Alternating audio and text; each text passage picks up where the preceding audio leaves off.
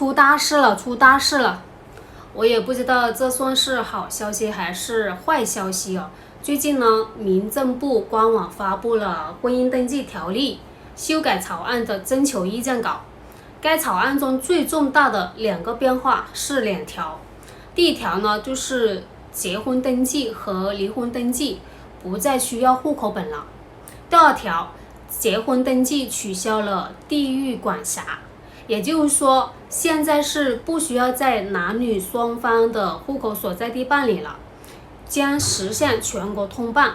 这2条结合在一起呢，就是只要一对男女，他们2个人想结婚，在国内可以随时随地的结婚。过去呢，我们结婚是要征求父母的意见的，现在我们只要通知父母他们就可以了，甚至我们还可以压根不用告诉父母他们了。上面给出的说法就是倡导婚姻自由。说到这个结婚证的事情我在亲戚朋友面前呢，我算是已婚的啦，因为我办过酒席了，也见过父母的双方亲戚家人，但是我在法律上我是未婚的。为什么这么说呢？因为我到目前为止我还没有去领这个结婚证，因为我父母那边之前是一直不同意嘛，他们一直不给我户口本，所以呢，我去办理这个结婚证的流程呢都是比较麻烦的。在这之前呢，我是去了2次，2次都出差错，都没有办成功。后来呢，也就一直都没有去领取了。所以我现在呢，在法律上呢是单身的。好了，现在是不需要户口本了，这说明了什么问题？我到底还要不要去领这个证呢？真的是值得深究。现在是不需要户口本的，那么也意味着你们2个人想结婚随时都可以结婚。那这样子父母的话那边可以通知也可以不通知，那这下子全国现在和未来的准丈母娘他们都是要发抖了。其实我个人觉得这次变革中间呢是有一条明线，3条暗线。顶级智囊团那可不是吃素的，可不是闹着玩的呢，能给你出这一条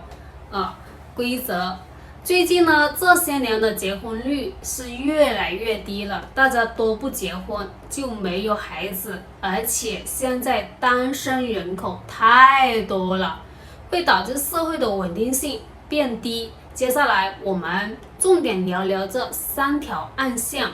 第1条就是打击天价彩礼。天价彩礼呢，现象这么多年一直都是一道难题，尤其是在中国内地，有很多人未能终成眷属都是因为岳父岳母的狮子大开口你拿不出钱来，这婚你们就别想结了。为什么呢？因为户口本在老子手里。那么现在这么一改户口本不再需要了，也就是说家长的尚方宝剑已经没用了。如果2个年轻人真的是情投意合的话，而且女方态度坚决那么他们2个人呢就可以自己把这个事情给办了。这么做虽然不能完全杜绝天价彩礼的现象但也可以从一定的程度上起到了制衡的一个作用。你要50万是吧？但孩子说这件事情我自己可以解决的到时候你们1分钱都拿不到，要不10万考虑考虑怎么样这个时候家长就开始慌了。第2点，推动租房理念在民间的落地，跟彩礼的性质是有点相似的。房子呢也是目前婚姻的一大阻碍通常呢，男方如果要结婚的话，得买一套新房，丈母娘才会松口。那么现在父母呢，在子女的婚姻这件事情上面呢的权利已经是被大大的削减了，就会有更多的年轻人以租房的状态开始自的小日子了。我之前的视频里面有多次提到过的，未来年轻人租房生活将是必然的趋势。最近这2年呢，上面对于房地产提到的关键词就是刚需和改善。今后刚需由国家的保障房解决，改善型住房则会成为商品房的重点发力方向了。其实呢，第一点和第二点本质上呢都是在鼓励消费，促进内循环的。这年轻人把彩礼钱啊和这个买房的钱省下来了，才会有钱去消费、旅行、购物。如果说一个国家的年轻人都没有消费能力的话，那么这个国家的经济是好不到哪里去的。而且上面现在鼓励银发经济，在中国年轻人买房的钱和彩礼钱，绝大多数还是来自于男方父母的支持。全国一半的老年人压力这么大，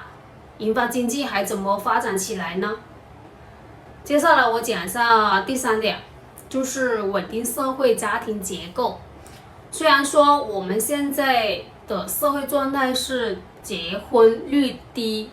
离婚率高，但我们要解决的根本问题是要降低单身率，不能让那么多人一直都单着，这会给社会造成一些不安定的因素，而且还有可能在未来造成大量的经济负担啊。你看现在初婚年龄越来越晚了，男女普遍都已经到了30岁左右了，在一线城市的初婚年龄啊更是直逼35岁。甭管你多大年龄结婚，毕竟都是头等大事啊，谁都没有经验嘛，就会造成很多人呢，一旦40岁之后离了，就再也不找了，单身一辈子。那么现在你可以早点结婚啊，就算是25岁结婚，在27岁离了，那咱们就知道婚姻是怎么一回事了嘛，有经验了，而且大好的年华都是在后面的，我还可能第二次找到真正的适合自己的人，这不就是比初婚的稳定性会更强了吗？我们国家几千年都把婚姻这个事情看得过于沉重了，经常把那一句话挂在嘴边，就是婚姻不是儿戏。我说实话，只要在生孩子这件事上稍微慎重一点，你就把婚姻当作儿戏，怎么了呢？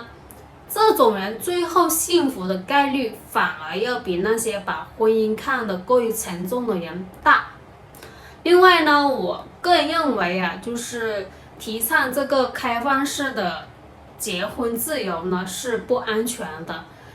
就是万一有被这些有用心的人，那些男孩子欺骗呢，甜言蜜语把这个婚姻再拿去